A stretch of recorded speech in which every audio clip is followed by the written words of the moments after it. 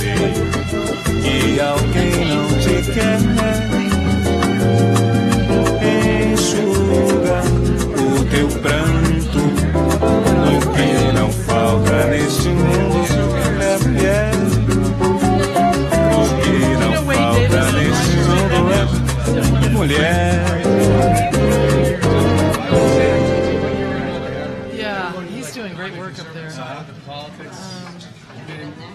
Everybody calms down real fast, don't they? I'm thinking there you go. Who does this and does that? So it's a constant CWA. Right outside of the cities. You do. And after I read my bio, thank you. 4 children, 2 dogs, and 7 fish. 2 of the daughters tried to clean out the tank the other day.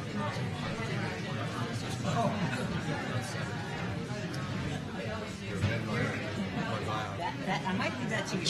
All right. Is it true that you guys are starting from the premise that climate change is happening, or is that man-made emissions? I'm not going to address that. I'm just going to address the politics. Right. She's trying to find a common. I was just trying to find a introductory. I don't get into that part. Okay, that doesn't. If that's not correct. Okay, we will not say that. Okay. I think it's about the politics. I think it's more politics than religion, really. Right. Politics has become religion. And anything interesting about how you got recruited? No, I don't quite know how it happened. I'm sorry. Okay, no, that's right. And is it okay? We're going to have you go in this order. Sure. Okay. And you guys? Mike Richard. Hey, when we get to questions, if people want to, if you guys all want to speak, that's fine, but we don't have to have everybody answer every question. Sure, if you want to direct me to one of us. Right, okay. Just so keep it lively.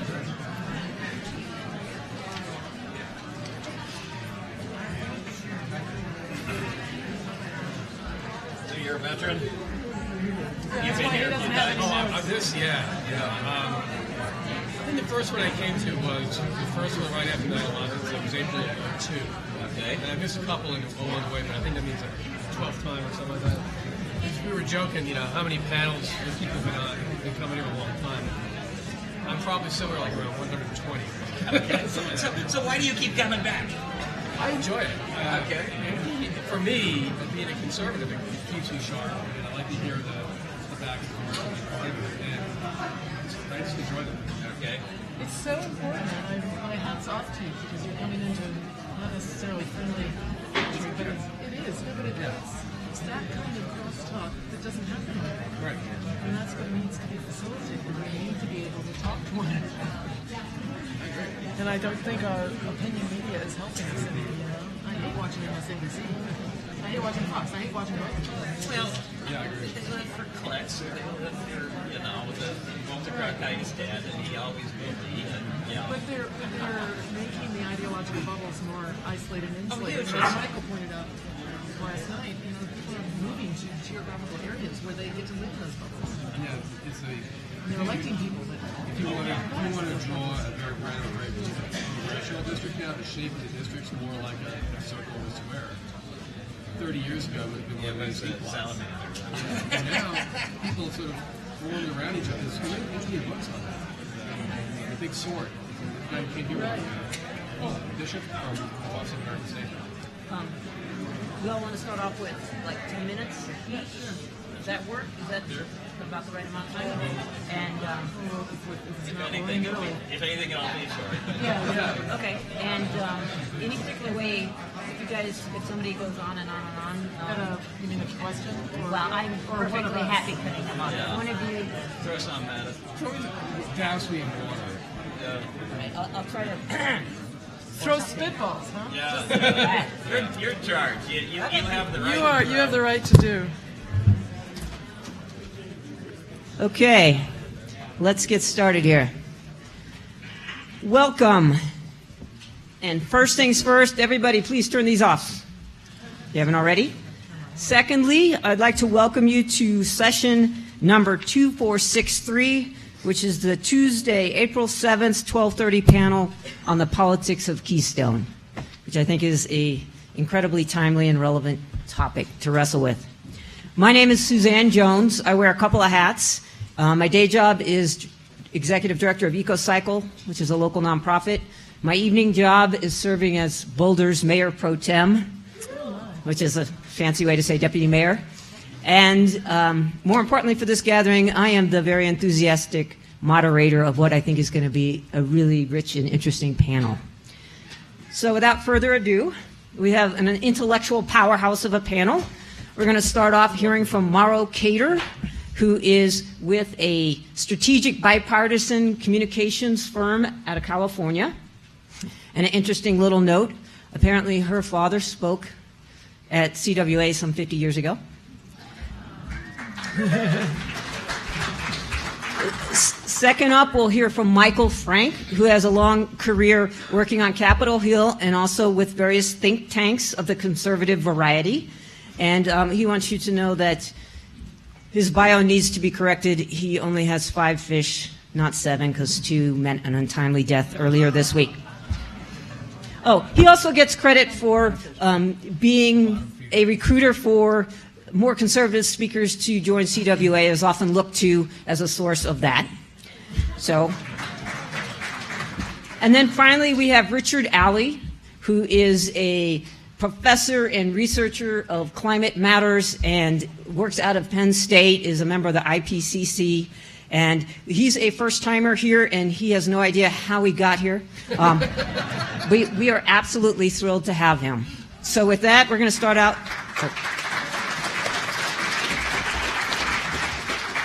We're going to start out hearing 10 minutes from each of them, and then we will launch into the lively dialogue and debate and questions from all of you.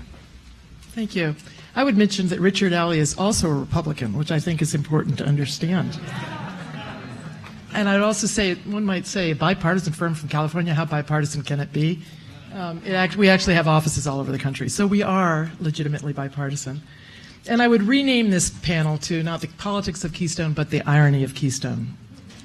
Keystone is an architectural term. It means the final piece that locks all pieces into place. And the Keystone XL pipeline is certainly not that. A pipeline that delivers oil from Alberta to Nebraska already exists.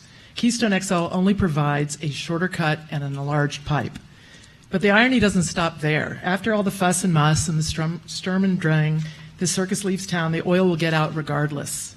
It already has, through trains and trucks to the coast. So whether it's through a pipeline, a truck, or a train, it will get to market if the price is right.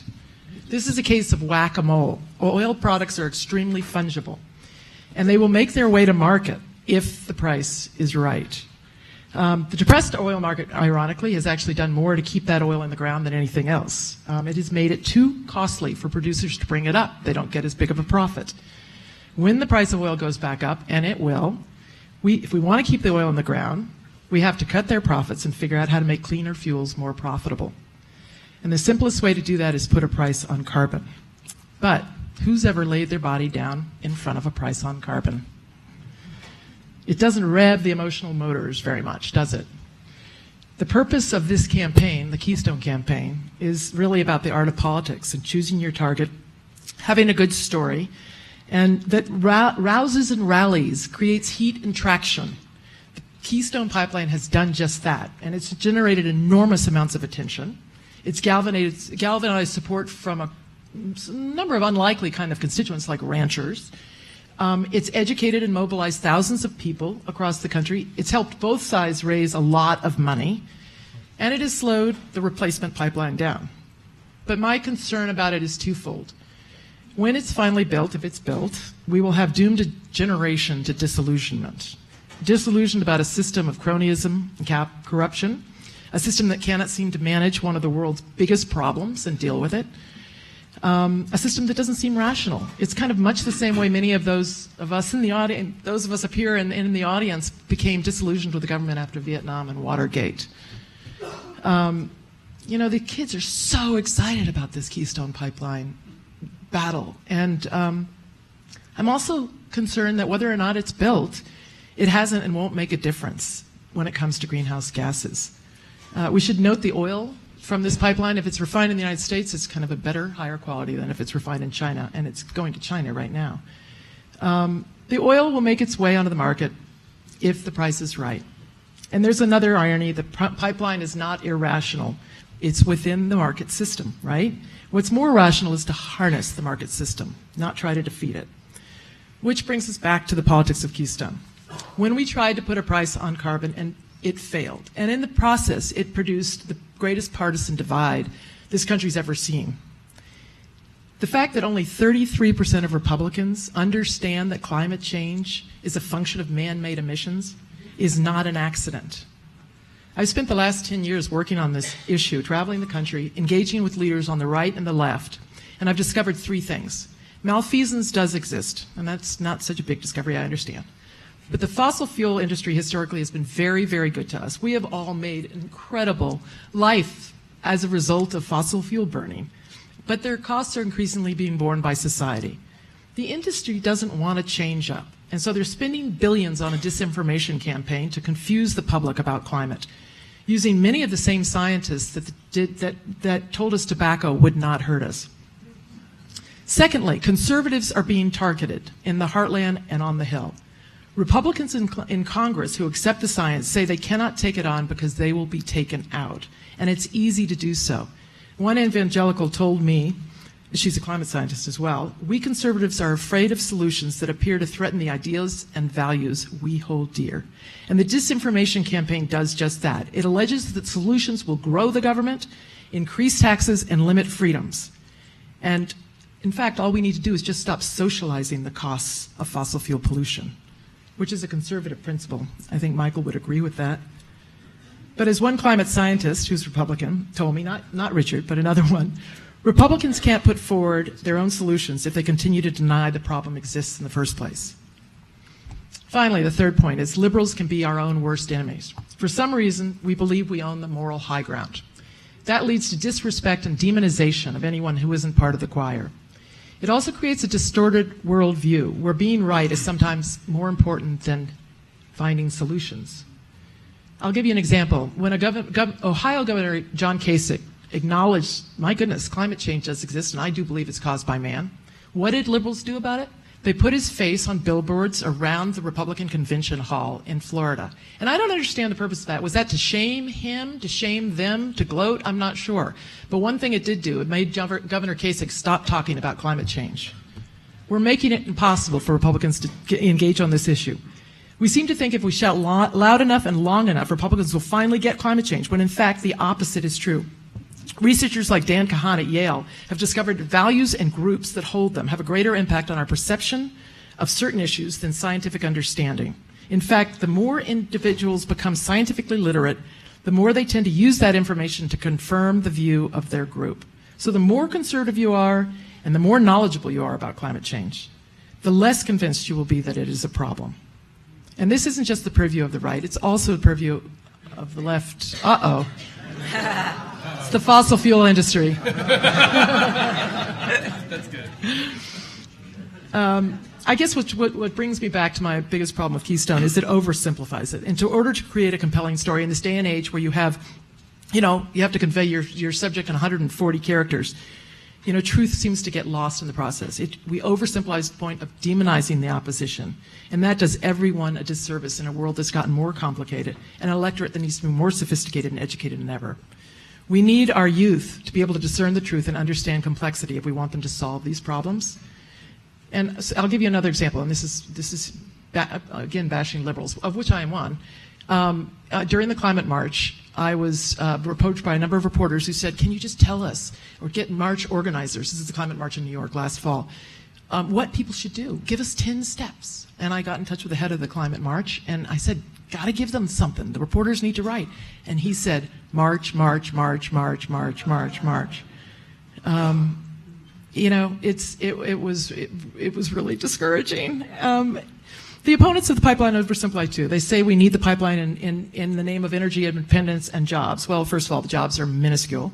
But secondly, we will still be beholden on countries that don't do us goodwill if we're in the oil market. I mean, the key is to get off oil, not to produce more of it, because the world market determines the oil price, and they can easily ratchet it up or ratchet it down and cause our economy to go into chaos. So I would say the real issue is how to get off oil And I don't think a replacement pipeline helps us do that, whether it's built or not.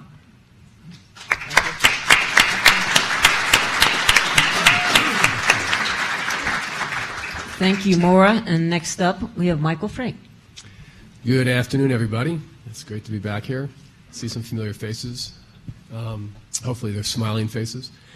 A couple points. The politics of Keystone. First of all, I think it's true, as we just heard, that it's largely a symbolic issue. It's more a test to see what the abilities are of the climate change movement to fundamentally change something that probably would have been a relatively non-controversial automatic approval process that wouldn't have been reported in many places other than oil and gas news or something like that. So instead it's become a big deal. I have to say in full disclosure that one of my really best friends from college, which means I've known this person for 40 years, is the guy that funds all this stuff, Tommy Steyer, in California. And we've talked about this a lot, as you might imagine, and I imagine you'd love to hear see the transcripts of those conversations. And what it really comes down to, I think, and I picked this up when I was working most recently on Capitol Hill, there was a few letters circulated by national environmental groups on the Hill, to leadership on the Hill, and to the president, basically calling on him to not allow EPA, it was FERC, the Federal Energy Regulatory Commission, I think, to give approval to a liquefied natural gas terminal. I think it was Cove Point. It's on the Chesapeake Bay. And it's one of the 6 or 7 that were, I think, in line to be approved at that point to take advantage of some of the enormous amounts of additional natural gas production in America and facilitate the export of some of that. And in the letter, the groups basically made the point that the philosophy driving their demand was that all fossil fuels that are currently in the ground ought to remain in the ground. That's their objective. So they have this sort of universal strategy. Anything that facilitates the production, the movement, the refinement of any fossil fuel is going to be something they want to oppose. And they pretty much said that. And there's some pretty big groups on that list. And I think that's really what Keystone has come to symbolize. It's that philosophy in action, because even though there's a lot of arguments that, well, if you don't build this one pipeline, there'll be another one in Canada going through Canada to the Pacific coast, and that the kind of oil that's involved from a carbon standpoint is not that much different than Venezuelan oil, which would largely apparently displace. All those kind of arguments fall by the wayside because of this broader sense. They don't want any fossil fuel that's currently in the ground to come out of the ground.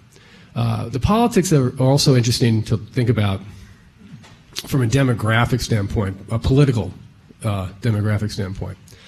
So it's pretty easy to do, actually. There's 2 databases. I came up with a very, very rough and unsophisticated and probably non-scientific way to measure the politics of this, and that is you can break out congressional districts according to the number of manufacturing jobs in it. And there's a census website that actually does a lot of this by income, education level, gender, a lot of different criteria, and one of them is the number of manufacturing jobs. The other thing you can do is the Department of Energy has numbers. There are statewide numbers, but it's the percentage of electricity generated by coal. So my rough seat-of-the-pants guess is if you show me a regional area, a region where there's an abundance of manufacturing employment and a reliance on coal to generate the power for those kind of jobs, it's those areas that will probably be most impacted by any kind of change in how utilities generate electricity or how we get fossil fuels out of the ground or not. The whole climate change policy agenda, once implemented, would probably affect these regions more than any other part of America. Okay? So when you do that and you just take every congressional district that has half or more electricity generated by coal, and I cut the number off at 35,000 manufacturing jobs, you can pick whatever number you want. There's 103 districts that fit those 2 criteria, and there's something like 5 million plus manufacturing jobs included in those 103 districts. Who represents those districts? These districts are median to low income They're very modest in their, the band. If you want to do a economic analysis of the level of economic equality or inequality, these are districts with a lot of equality. There's not a lot of poor, not a lot of rich. Most people are somewhere in the middle, and you tend to be a little bit on the lower end of the middle.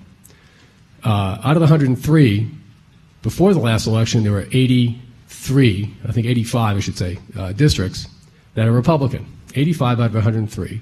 And a couple more flipped in the election. So it's now 87 or so.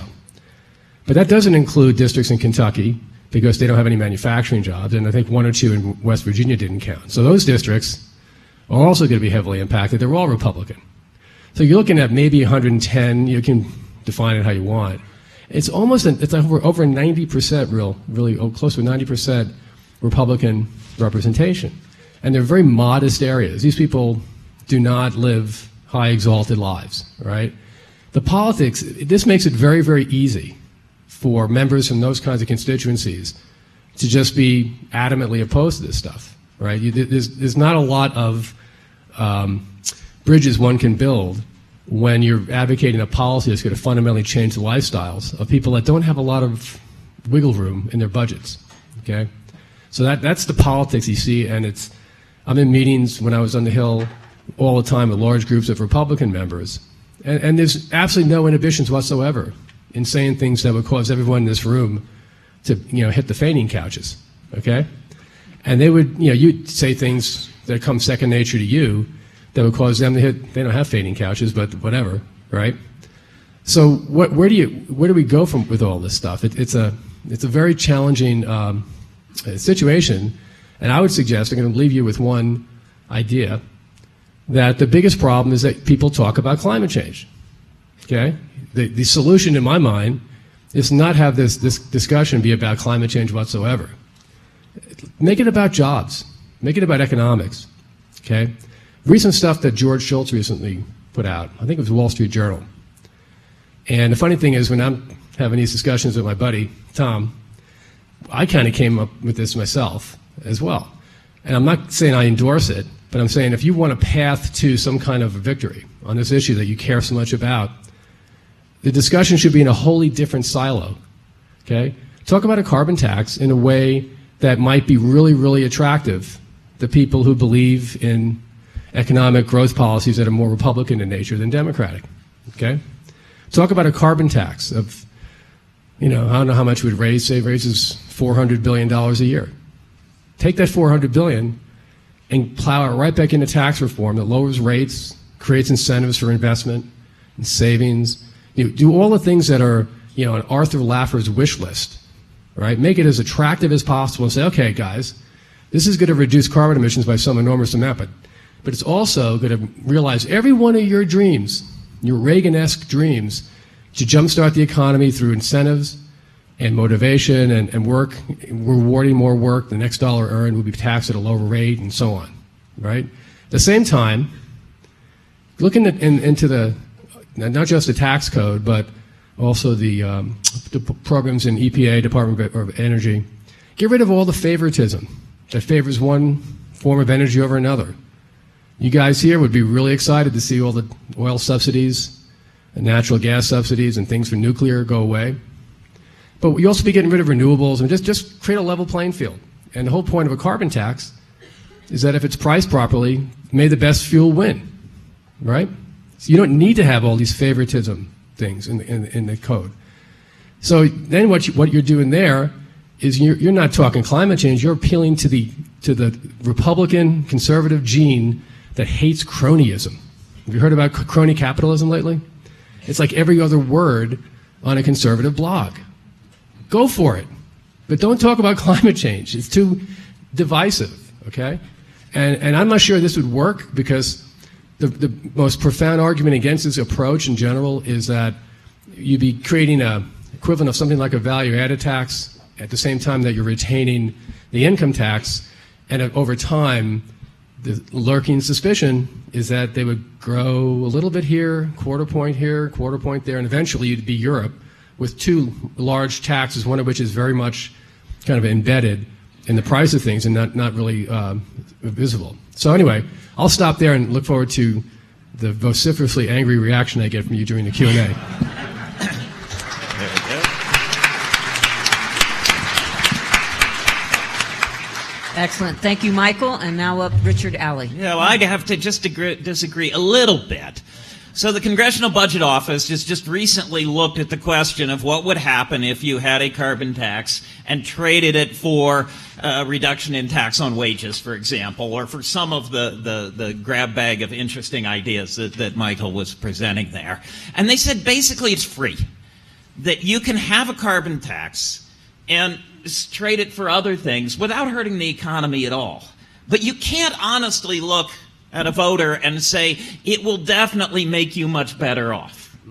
However, if you also talk about climate change, you can look at a voter and honestly say it will make you better off. And so if you ignore climate change, you ignore the difference between moving the deck chairs around and actually saving the ship. And the climate change, and let's make sure we're on the same position.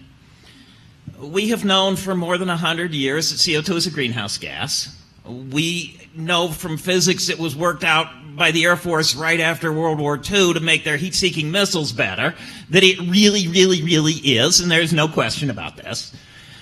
We know that we in the U.S. put out to the curb for the trash collector something less than 1,000 pounds of household trash per person per year, but our share of what goes in the atmosphere is 40,000 pounds of CO2 per person per year. And the fact that we're putting up 40,000 pounds per person per year of something that cannot possibly avoid changing the climate is. And there's nothing that we can argue about. The warming in the next congressional election is trivial. The warming in a human lifetime becomes big. The first degree of warming is essentially free, but we've already used it. The second degree of warming costs a little more because you're moving out of what you're accustomed to, but we've already committed to it. Remember, those degrees are Celsius. Multiply by 1.8 to get Fahrenheit, and then raise it some more on land because the land warms more than the ocean. And we're talking about 3, 4, and 5 Celsius, so we're looking at, 10 or more Fahrenheit down the road. And by the time we get to those numbers, which are the ones that we can make decisions about now, it becomes a huge thing. And if you add that into the discussion, then the grab bag of policies that Michael just presented, it is very clear that they make us better off by listening to him. In dollars, in cents, in jobs. But it doesn't make us better off unless we include the influence of climate. Now, there are many people on all sides of the aisle until very recently that actually knew this. And I think they still do. The first time I ever testified to a subcommittee of Congress was, I believe, 13 years ago. It was chaired by a Republican who was about to introduce a bill to put a price on carbon and who seemed a little bit unhappy with me because I wouldn't give more dire predictions of the disaster that would come unless we did his bill. And that was, barely over a decade ago. The political certainty now that you can't talk about this is something that was brought into being in a very short period of time. And in that day, if you had told anyone in that room that any of us would live to see the day that any state in the union would allow gay people to marry each other, we would have laughed at you. So the absolute political verities that we live under are completely new in some ways. Some of them are very old, and you can trace their roots back decades and centuries. But some of them have happened very, very recently. The way that, when you talk to economists on this issue, the way that they like forward sounds a lot like what Michael just said. It is a very, very Republican proposal. It is regressive. It will hurt poor people more than wealthier ones. It does not involve passing laws to fine-tune things. It involves setting a price on carbon and letting the entire free market deal with it. It is a very Republican thing. It feeds deeply into the conservative mindset. And it is something that in some ways, right? Suppose you did a tax swap between carbon and the tax on your paycheck. which is very commonly discussed. The tax on your paycheck involves the government trying to track every dollar that goes between every two people in the union. A tax on carbon is just tweaking something that probably already exists and saying we'll put a little tax on where it comes out of the ground or into the country. Right? Which one is more intrusive? A tax on your paycheck or a tax on carbon? And you know the answer. If you were really a libertarian, you'd probably screaming blood and murder to get a tax on carbon put out there right now. And if you want to control things and be careful about poor people, you'd say, wait a minute, let's be careful about this. Let's not jump to conclusions. Keystone is sort of a sideshow now in some sense because the oil is getting out. That oil makes the problem worse, but this is not something that we fall off the cliff if we do Keystone and we save ourselves if we don't. You probably should think of global warming a little like saving for retirement. All delay is costly, and it helps whenever you start dealing with it. So Keystone is not the line in the sand, we die if we step across this, and it is getting out. The Keystone oil is not as good. It'll be more CO2 for a given amount of good energy for us. And so something that would slow it down if it were done in an economically beneficial manner would be good for the world overall. But it's the real issue is how do you get back to the discussion of how do we make ourselves better off with the very, very clear knowledge that using our knowledge makes us better off. Thank you.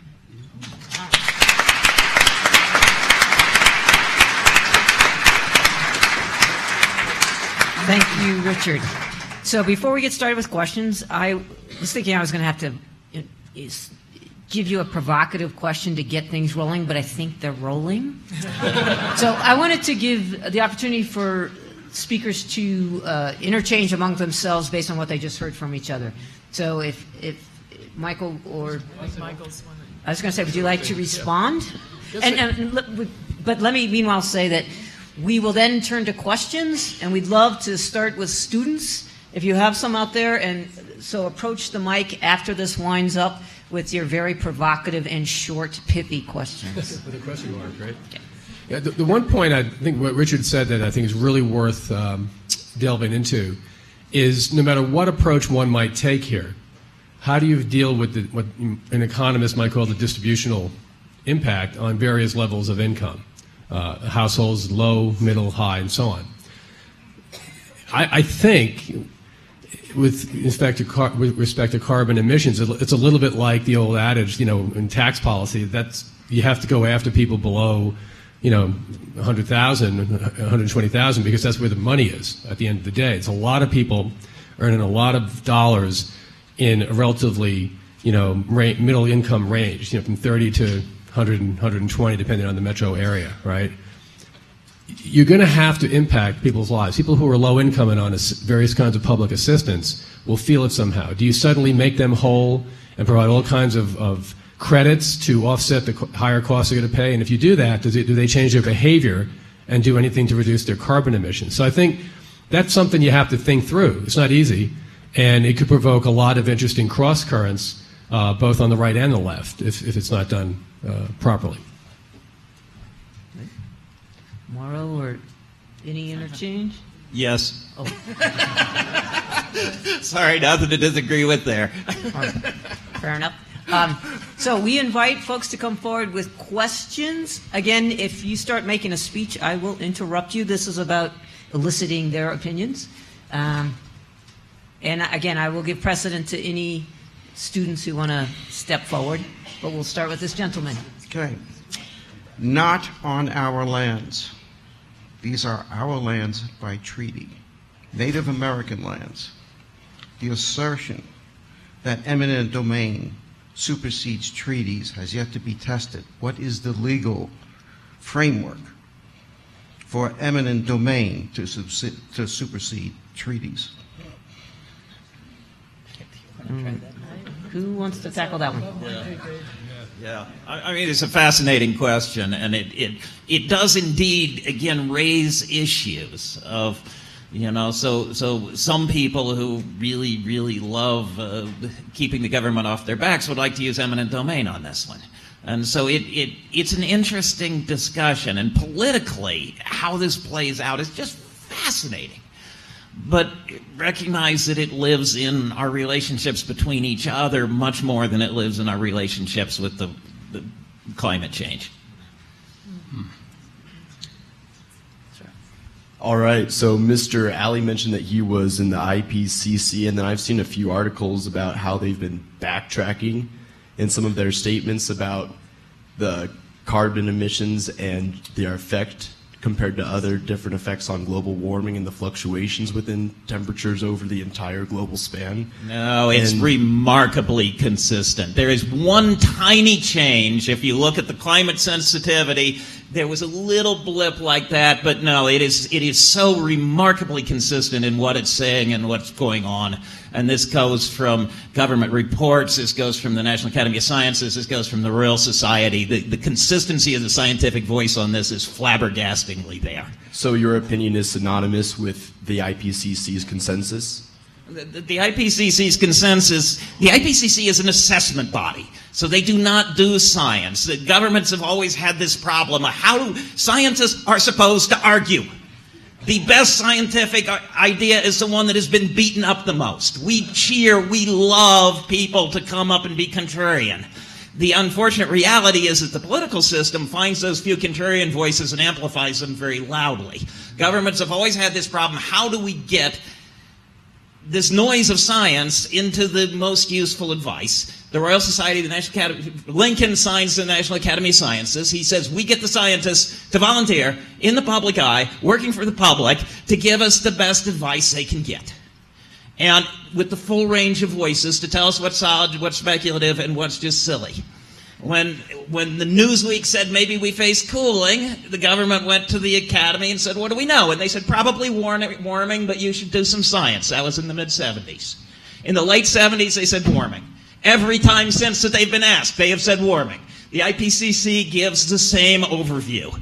There's been no changes, no backtracking, nothing for the assessed science, which is asking of the noise and fun of science that we enjoy, what is policy relevant, what is useful at this point. Does that get at it?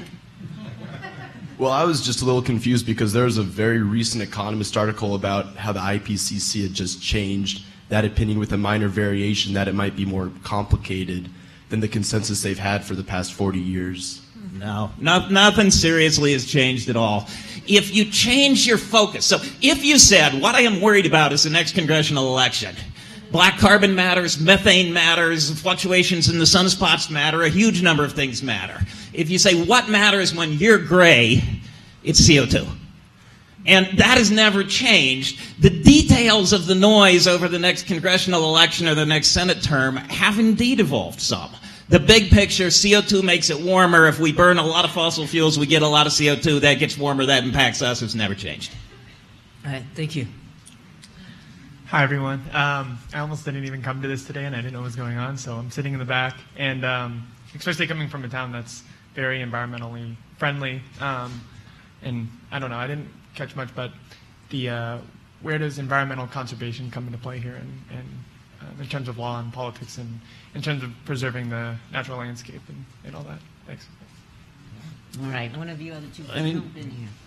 Do you want to Although Richard's pretty passionate, so go ahead? as you wish.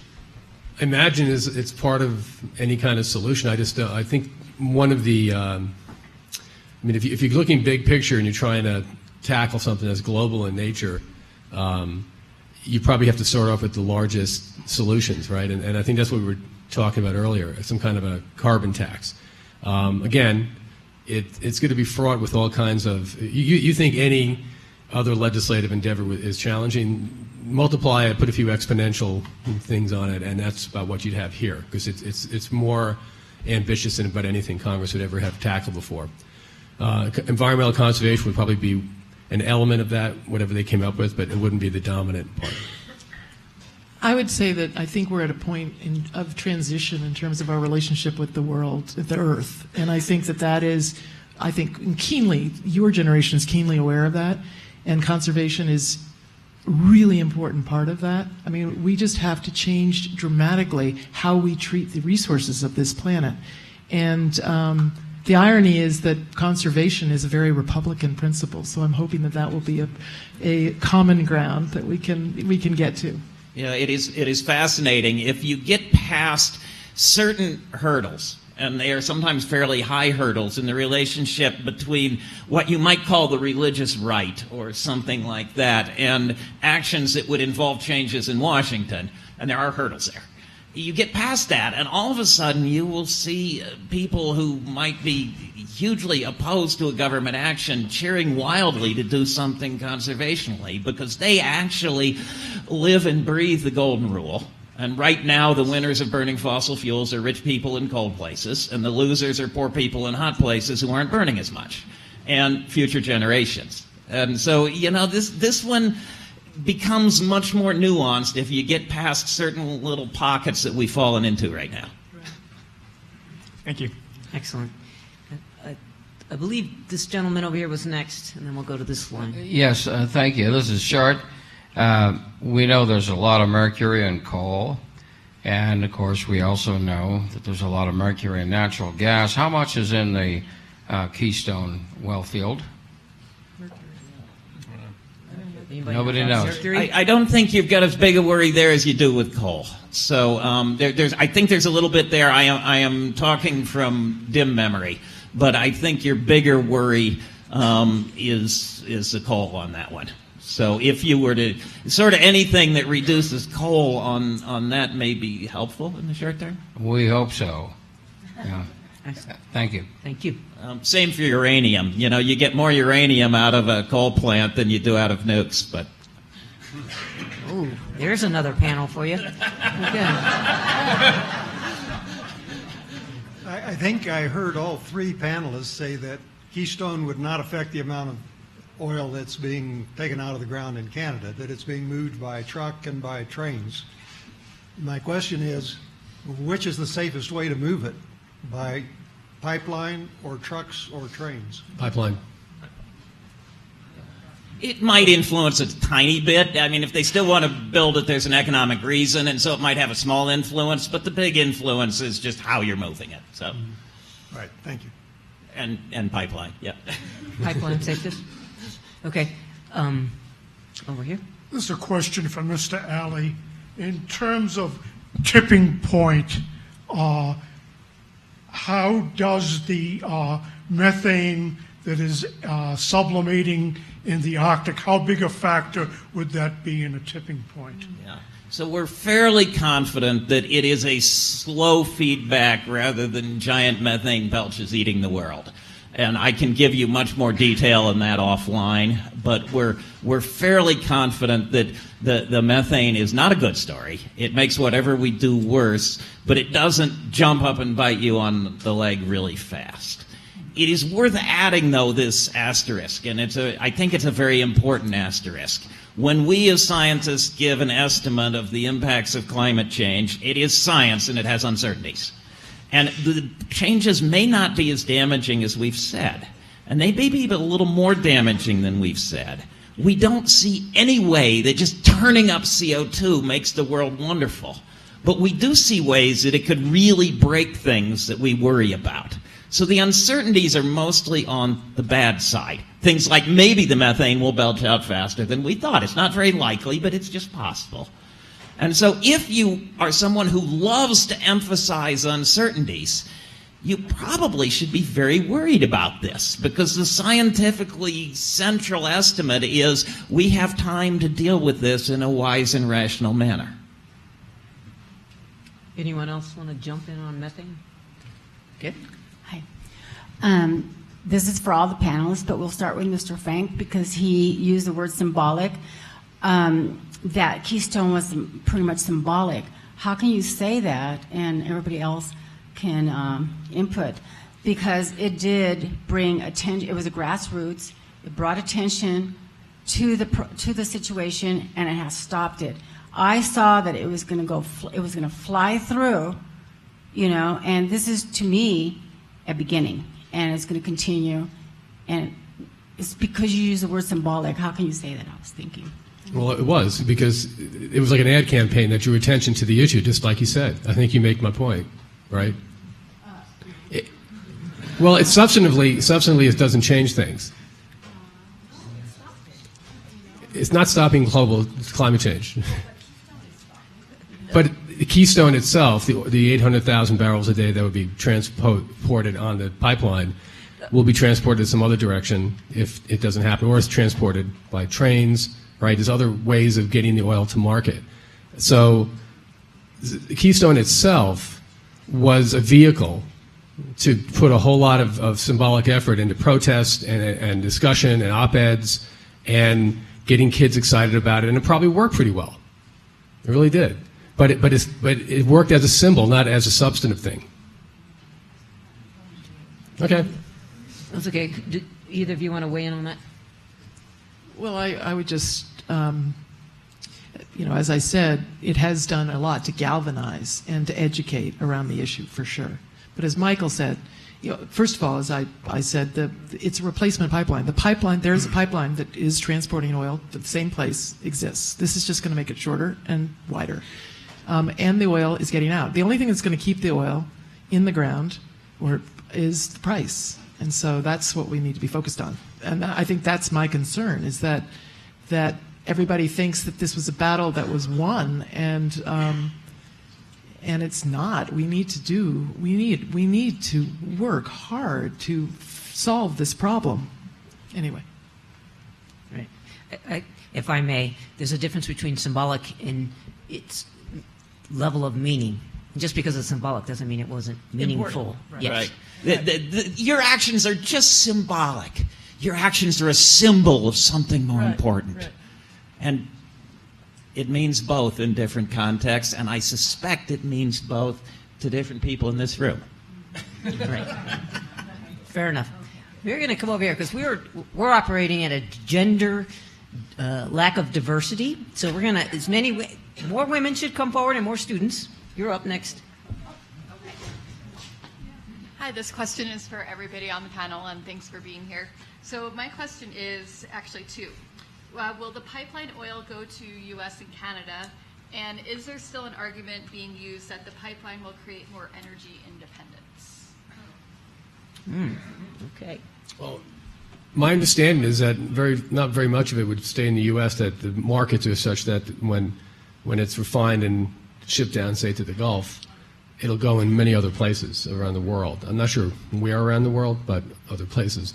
The energy independence argument, sure, that's part of it. I mean, Canada is an energy superpower and is only going to become more so of one unless prices get down, $15 a barrel or something. So the biggest story, I think, over the last decade or so in energy policy area is the emergence of the North American continent as an energy superpower.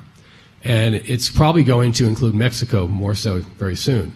And Mexico changed its constitution toward the end of, I think, 2013, so that there was more incentives for private firms, companies to come in and do the offshore drilling there, because their production had been slipping dramatically under the state-owned approach that they'd had since, I think, 1938. So Mexico is going to start producing more. And the Eagle Ford shale formation extends into Mexico, and they don't really develop that yet, in part because of the gang problem. I talked to one CEO of a company that does the shale drilling on the Texas side. I said, how long will it take to get on the Mexican side, which is a lot of shale oil there? And he said, and when it's safe, the workers don't want to be down there. But that is another potential, hundreds of thousands, if not a million barrels of oil a day. So the North American continent is going to be a big player. And the good news from my point of view is that this shale, and think about this, is almost entirely coming from countries that on any kind of measure, of international measure of economic freedom, score very, very high. Any measure of political freedom score very, very high. And even including the Yale Forestry School Index of Environmental Performance Index, very, very high. So I think it's a good thing to have a lot of oil and a lot of gas being produced by countries that are politically, economically free, and best stewards of the environment. More?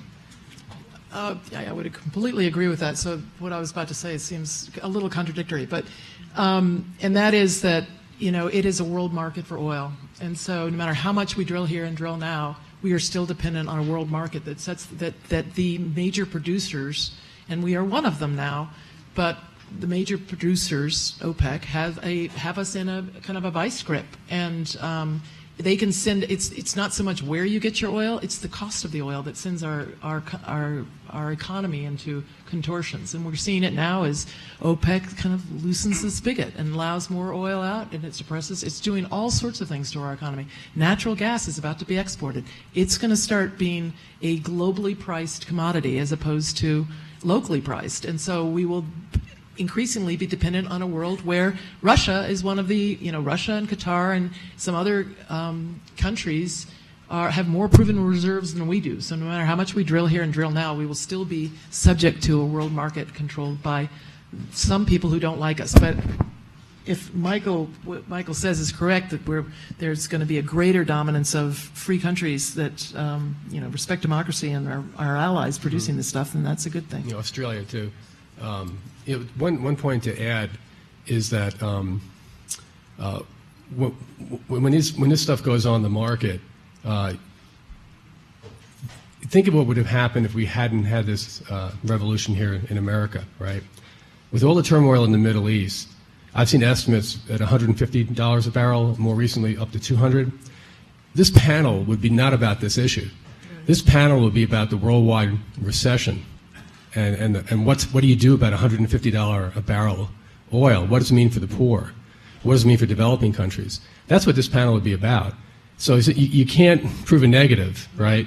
But sometimes the best news is something you can't sink your teeth into, but it's actually, we take it for granted. And the fact that we haven't had an increase, much less the fact that the price came down so much, is a miracle. And it's a function of this additional production we've had the last 8 or 10 years or so. Okay, this question is for all the panel members.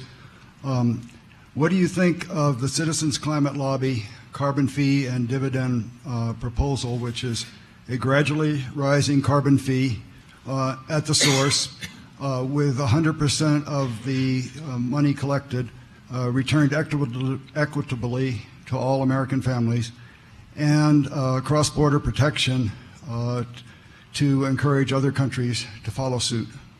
So I have been asked to repeat the questions. Apparently they're hard to hear. So let me see if I do this justice.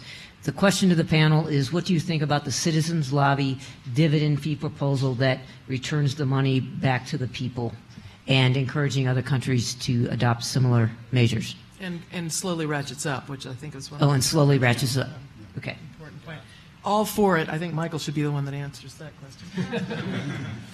I don't know the details enough, but what I was saying earlier, and I didn't say I was for it, I'm saying I think if you're looking to get a broadened base of support for some kind of a big picture solution, you're in the general area of saying you do a carbon tax and then you do things with the revenue that will broaden your base of support. And I think, frankly, it's got to be something that appeals to economic growth approaches to economic stimulation and so on. And it's going to be at the margin more so than some kind of check in the mail.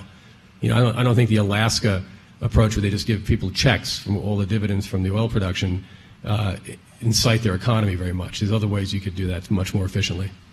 Right, but it's very clear that if you were to look for ways that would make us better off, that you're going to put on the table something that involves a fee on carbon, a tax on carbon, a cap and trade, something. Those are all very broadly exchangeable. And then you would use that money in ways that would stimulate the economy elsewhere. And if the details of whether it just goes back to each family as a check or how it's done would be the debate that would go on in Congress when it happens. You raised a very important point there, which is the issue of internationally harmonizing fees on carbon. It is proven quite difficult to cut an international accord where everybody agrees to how much they're going to reduce CO2. And across quite a number of economists, they say, well, the way to do it is as soon as a reasonably large fraction of the economy, say Europe, the U.S., and somebody else, agree to put a price on their carbon and use the money to stimulate the economy, you simply call the rest of the world, tweak international law, and say, you can put a price on your carbon and keep the money. Or the trade with those of us who do will have a little price on it, and we'll keep the money. What would you like? And it is potentially a much simpler way to move forward on the international issues. Thank you. We'll take one more from this side before we go back. Thank you. My name is Jim Boyd. I'm an alum from CU, and I've participated in this conference for a long time, and I'm very excited about this particular conversation. Close to the microphone. Yep. Thank you. Ms. Cater, when you started out, you set up a marvelous path that this conversation could have gone, and it didn't go that way. So I want to return to that, because what I heard you say was there's a particular irony when you look at the politics of this issue, of this pipeline. And then certainly and one thing you said that raised my eyebrow was that when people use science and become educated scientifically, what they use that for is to perpetuate the position they already had, which is fascinating. And I think it's fascinating that how many of the questions that have been asked of Dr. Alley, is it Dr. Alley, have been, oh, can you give me some bit of scientific factoid that confirms what I already believe. So my question is this: what should the political conversation be about that moves the national, international conversation forward on this issue of, and I think the issue is reducing carbon in the atmosphere, but of all of the issues that the pipeline and the Keystone run up against? What should the international conversation be about? I will repeat. What should the international conversation be about that actually moves this debate forward? With a little side note on irony. Right.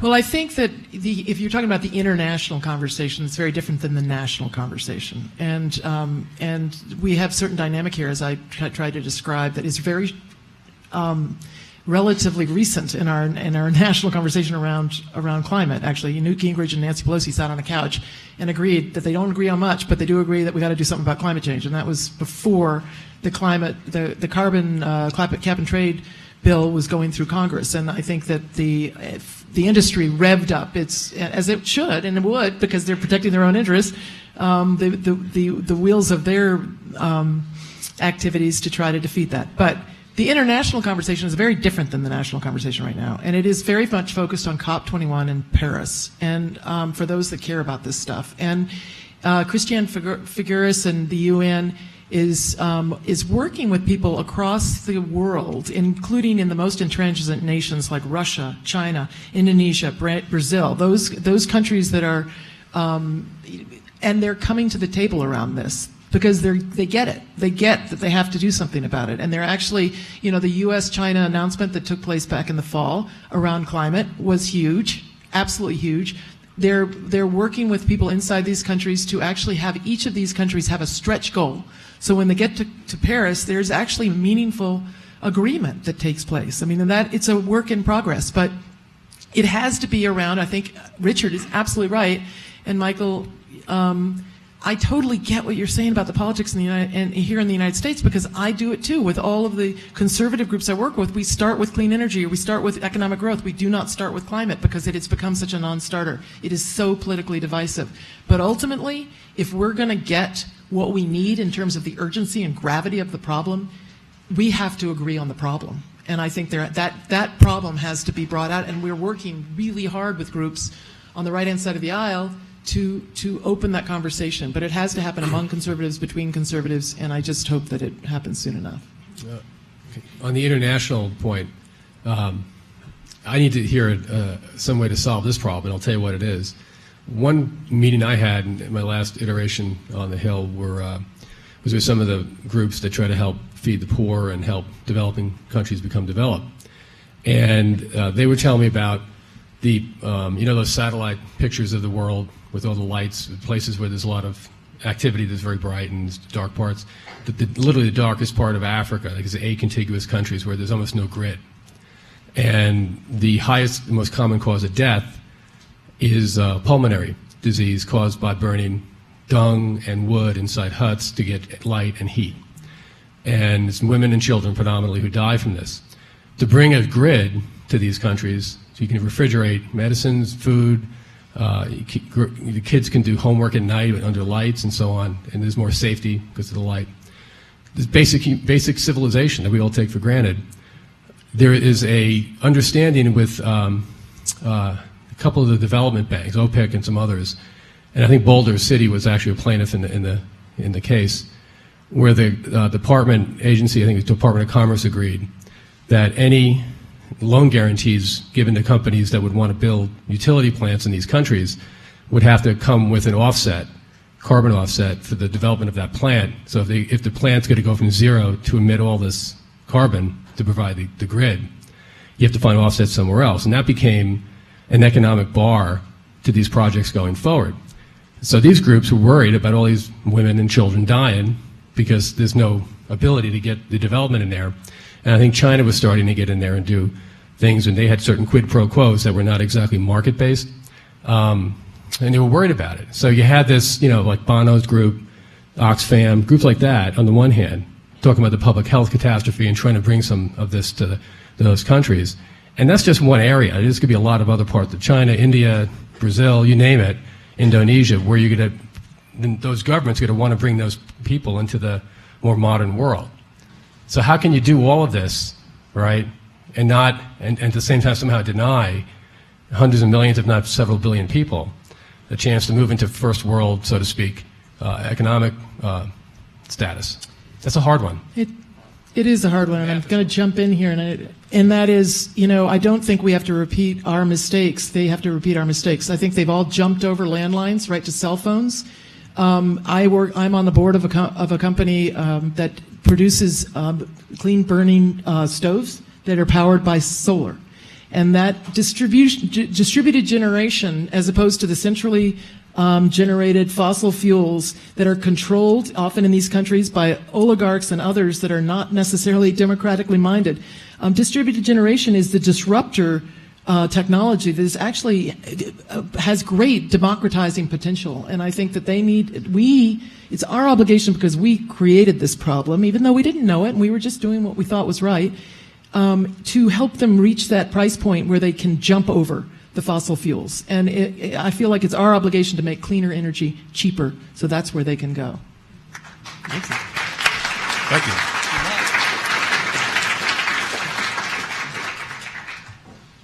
Thank you. It seems to me that there are solutions available right now to affect climate change positively. France produces 85% of their electricity through nuclear. What about fourth-generation nuclear plants, which produces no CO2? And what about fuel cell automobiles? It seems like the science is there now. It needs some political action by the government. So the question is about existing technology, in particular fourth-generation nuclear and, was it solar, hydrogen? Fuel cells. Fuel cells. So nuclear obviously works, and it works quite well.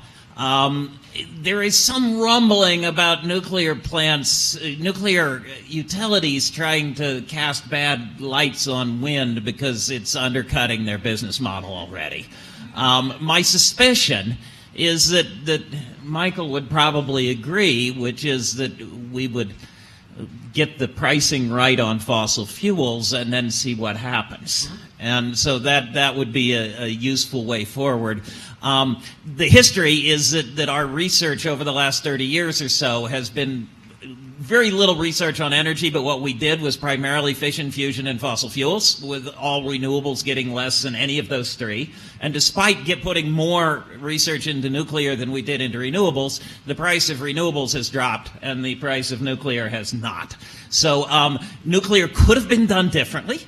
It could have been looking at new ways to do it that would be more stable, more modular, a whole bunch of things. It hasn't been yet, and right now, that sort of next piece of nuclear is still closer to vaporware than some of the other things. And whether it should be, we could have a fascinating discussion, and I think it should not. I think that the research could have been done very differently, but it wasn't. And so right now, in terms of what's shovel-ready, it would be an older generation of nuclear, or it would be other things. Just one quick point. A four-syllable word, Fukushima, is worth pondering here because of the political reaction in Germany and I'm not sure where else to actually walk away from nuclear. I think they're burning more coal now in Germany because of that change. So, the politics of nuclear are nuclear, right? I mean, they're really hard to get over, and there's a lot of fear. And what happened? One accident like that is enough to shape opinions and views. My son, is fascinated by the fallout from that and constantly looking for web articles about, the radiation coming and hitting the West Coast and everything. So, his mind is completely shaped by that one event in a very permanent way, I think. So I'm sure he's not alone, and the politicians in places like Germany indicate that as well. So as good of an option as nuclear may be, it was a great question, I think that the politics might be an impermeable barrier to going forward on that.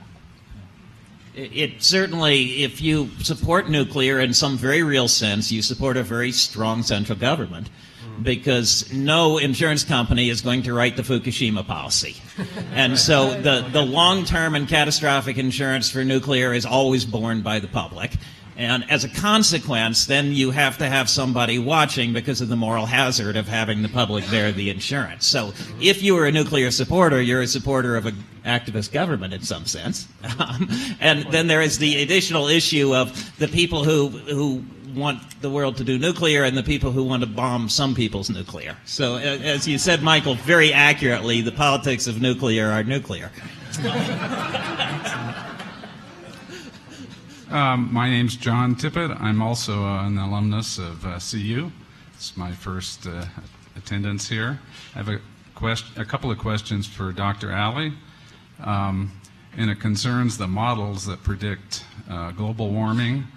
I'd like to know, since those play into how our government may want to regulate carbon emissions and how quickly we need to respond to this crisis, I'd like to know how accurate you think they are and also how they are being validated. Right. So let me repeat. The question is, how accurate are the climate change models and how well are they predicting?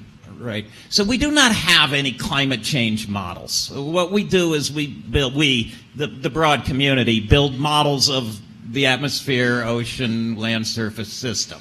So you start with physics. PV equals nRT, radiative transfer, the density of the air, what the air's composition is. You start with the earth, where the land is, where the water is, how rough the surface is, and a few things like that.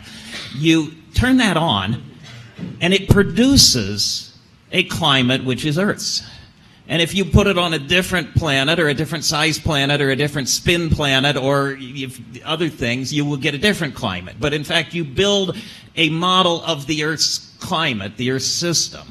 Some of the bigger modeling groups have now unified their climate and weather models. And so the model that is running to predict the weather is also running to predict the climate. If, for example, you go and you turn off the CO2 and you say, we will no longer have CO2 warm our model, they freeze over. The Earth turns into a giant snowball. And so there is no science of global warming. There is a science of how the Earth system works. And from that comes out very, very clearly that CO2 is warming. You cannot build any model of the Earth system that is even vaguely accurate in which CO2 is not a greenhouse gas because it tends to freeze over. The models produce a warming. 1D models do, 2D models do, 3D models do, fully general circulation models do. The basics of CO2 is greenhouse gas, that influences radiative transfer, that influences surface temperature. There's this humongous ocean out there, and if you put warmer air over it, it picks up more water vapor, and that is a greenhouse gas too. You just can't get away from that. So the sort of global average surface temperature issues, the models are really good. The issues of exactly what happens in your backyard 20 years from now, there is a huge amount to do yet, because what the Pacific does affects whether the wave goes this way or this way. And you know what's happened this past winter is California cooked and we froze our rear ends off and you were halfway in between. And that's linked to something that happened in the Pacific, and getting the sloshing of the Pacific right's really hard. So doing 20 years from now is hard. Doing 100 years from now is pretty easy. CO2, if we crank up CO2, it gets hot and there's really no way out of it. Does that include the rate at which the temperature is going to rise? Reasonably closely. The question was, does that include the rate at which the temperature is going to rise? Reasonably good there. The big question is what the Pacific does, because that determines how much of the heat goes into the ocean versus into the air. Eventually, if the room were really cold and you turned up the heat, you'd start to heat the air, but then it has to heat the walls and the floor. If you turn up the temperature in the atmosphere, it has to heat the ocean. Eventually, the air and the water get warmer. But if it puts more of the heat into the ocean initially, we don't see as much warming and we get it later. And if it puts more into the air initially, we see it faster. Eventually, we know where it's going, but the details there are linked to the sloshing of the Pacific, so there's a little uncertainty, but not a huge amount. Thank you. All right. I'm going to ask what appears to be a student to hop over. And Sure. It's one of the policies of the conference. That's true. That was a big assumption, sir. And if I'm incorrect, I could be wrong. All right. Well, I realize we've expanded into a larger. Okay. I understand we've expanded into a larger issue, but I'm helping to make a film of the Keystone Pipeline, so you'll excuse me if my focus is a bit more minute. Just individually for each of the panel members, I would like to know if you support building the Keystone Pipeline and why. So the question is, do you support building the Keystone Pipeline? And if so, why? To each panelist.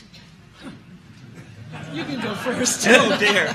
I mean, I'm still sort of on the fence, but I'm very nervous about. There was a questioner over here, the question of whether, mostly foreign corporations should have the right to eminent domain across land in the U.S.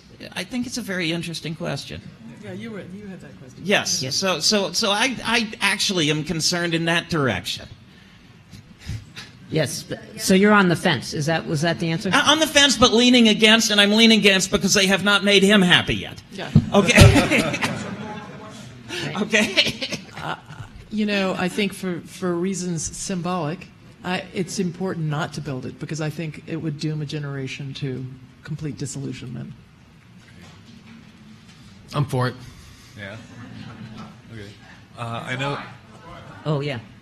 Well, for one thing, it's the only reason it's being stopped is for reasons that have nothing to do with the standards in law and the way we deal with pipelines in general. Or without anyone realizing that a big natural gas pipeline went into New York City a year ago in November, double the amount of natural gas coming into the city overnight, coming in from the Marcellus Shale thing. It was sort of controversial, but it got built, and it's coming in under Greenwich Village, right? I guess the people in Greenwich Village knew that, they might start protesting in the streets. I think it's just a pipeline, and I think it's a safer, cleaner way to get the oil to market than the alternatives. And it's been vetted, studied. The international elements of it have been taken care of at the State Department level, and it would not really be a controversial issue, but for the injection of it becoming, as we just heard, just a symbolic thing where it's meant to motivate people to a bigger cause, not this pipeline per se, but a bigger cause, right? Does that do it for you? I'm satisfied. Got some sound bites. Okay. You got some sound bites. Yeah. Excellent. Thank you. All right. Joe, and then we'll get to you. Well, he's been waiting longer. Okay. Hi. Zooming back out to the level of climate change and talking about the politics of that, it seems like one of the more surprising hurdles is the strength of the denial arguments. And one of the speculations I heard that seemed kind of interesting to me was that a lot of what drives that is it's politically easier to deny that the problem exists than to say, yeah, it exists, but we're not going to do anything about it. And so I guess my question is whether you guys have any angles, maybe this is more of a communications question than anything else, as to how do you get at that? So the question, greatly condensed, is how do we get at the issue of those who would deny climate change? So I like to use the example of, for those liberals, who are you going to trust, Rush Limbaugh or Al Gore in this room, right? We rely on our trusted messengers. We rely on our trusted leaders. And it is not surprising that you have this political divide when you have the leaders at such loggerheads over the issue. And I think that as I said before, we had leaders on the Republican side of the aisle that were speaking about climate change 6 years ago. I think that we need to reach a point and that we bring those leaders begin to speak again, and it can only happen on the right-hand side of the aisle with conservatives talking to conservatives. And I would be interested in hearing Michael respond to this, but I think that there are increasingly. I went to a funder and I said, if we really want to solve climate change, we got to go solve redistricting and campaign finance reform. And it's like there is a problem. We've got ideologically designed districts. We've got the safe districts where you have your moderates being challenged by the extremes in their own party, and they're being fed by these opinion media 24/7. So it's really creating ideological bubbles that are isolated and insulated from each other, and there's no crosstalk. So there needs to be crosstalk, but we also need to try to create conversation within those bubbles that make it more acceptable to talk about this issue. Trust is at an all-time low for a lot of institutions in society, right? Government, media, you name it. There's a lot of areas where when I think it's Gallup does it every year, the numbers have gone down, down, down. One area that I think, and this is particular perhaps to conservatives, is scientific side of things. And I think the email scandals relating to those climate researchers in Scotland, I think it was, Wales, that made an impression, right? And they don't trust a lot of they think there's a political motivation behind some of the statements made and the nature of the studies done. I see the heads are shaking horizontally, but this is, I'm trying to explain to you the core of this. And I want to remind you that in Eisenhower's famous speech, where everyone only knows it now for having talked about and warned about the military-industrial complex, he warned about something else. Do you know what it is? The second thing. He warned about the dangers of government funding scientific research, right? And conservatives tend to worry about the role of government in tipping the playing field one way or another when they get involved in things. And some of the folks like Hansen and Mann and so on who've been involved in these things, they're hair-trigger names for the conservatives, and makes it really, really easy for the divisiveness to continue. So I would recommend, among other things, finding ways to restore some confidence in the integrity of the scientific research so that some of these political discussions can move ahead. Right now, they're just stalled, and that's one of the reasons it's stalled. Right. It is worth pointing out, though, that there were numerous investigations in that found there was absolutely no malfeasance, and that lives within your bubble. It's one of the bubbles, and yes, there are bubbles elsewhere, but that one is a big bubble, actually. Excellent. Well, I mean, the actual, so our media plays a big role in that, and I've got to say that the fact that we've got mainstream media that's collapsed and opinion media that has exploded and an internet that only gives you back what you want to know, it's creating this situation where, when Fox News, and Fox News mostly, says that climate change is a conspiracy, a democratic conspiracy to socialize America, and those words are the words that are being used. And that is what is educating our Republican voters. It's no wonder we have But also don't forget, on the other side, when there are members of Congress who are going after scientists who are so-called deniers, just the terminology denier, I drop that. Yeah. That's Holocaust talk. That's bad. I would hope you guys don't use that kind of language. So this is the divisiveness, right? And you have a member of Congress who's head of the Progressive Caucus doing a kind of almost a McCarthy-esque investigation into scientists that accept, that are basically saying things he doesn't like. That creates a chilling effect, and it probably was, I don't watch enough of Fox, I guess, to know, but probably was the subject of some Fox pieces. Why is this congressman doing this kind of thing in this day and age, right? So think about how it comes across to other audiences. That's kind of the main point here, right? Right. Well, yeah, and I would say MSNBC is as guilty as Fox is at the kind of partisan toxin venom. It is certainly playing partisan toxin venom, but the science is closer to reality. Right. And on that, we'll end this question. We're going to hear from the elder student, Yeah. and then the younger student. Oh, and maybe we'll move a little quicker. We only have a few more minutes. I would guess, in fact, we're all students, and that's why we're here. My name is Tom Price, and I spent the last 40 years in the oil and gas industry on the exploration and production side. And I'm no apologist for the oil and gas industry. There's an awful lot of things that we do very poorly. One is telling our story about the benefits.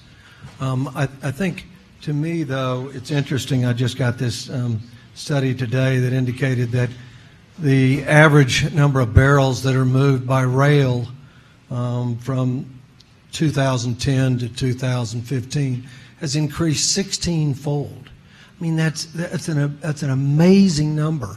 And so, if what we're trying to do is so the question. The question is this. I mean, we're using Keystone as this point of demarcation between do you support or do you oppose climate change, in effect. And the question will take just 1 second. And that is that we also do the same thing with fracking. Fracking, the issue... Okay. I like this speech. Go ahead. So the point is that fracking has reduced dramatically the amount of CO2 that has been emitted. How would the panel suggest that we try to really address something in a manner where there's something accomplished, where we don't use terms that are so vilifying for one side or the other? Because to me, I'm really disappointed in the progress that we're making on either side of this issue. So to sum up, the question is, how do we move forward without vilifying either side, as perhaps on the fracking debate? Thank you. I agree with that general synopsis, and I think things like the safety issue relating to the transport of oil by rail is a big deal. That ought to be people who are opposed to Keystone should explain why that's a superior solution. But I think it goes back to my original point, is that their solution is not we prefer rail travel of oil to market rather than pipeline oil to market. They just don't want it to come out of the ground in the first place. And they're not willing to say that up front over and over and over again. It's more of a subliminal message, like a dog whistle, to get people excited that this is the end game. But we have other kinds of terminology and rhetoric we're going to use in the interim. So we are down to our last 30 seconds. Would either of you two like to respond to that question or closing remarks? And I apologize, but... No, wait? Okay. Thank you for your questions. That was a good panel. Yeah, let us, big, huge thanks to this wonderful panel.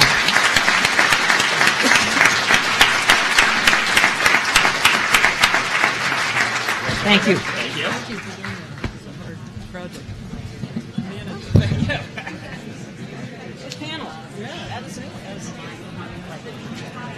Thank you very much. I appreciate that.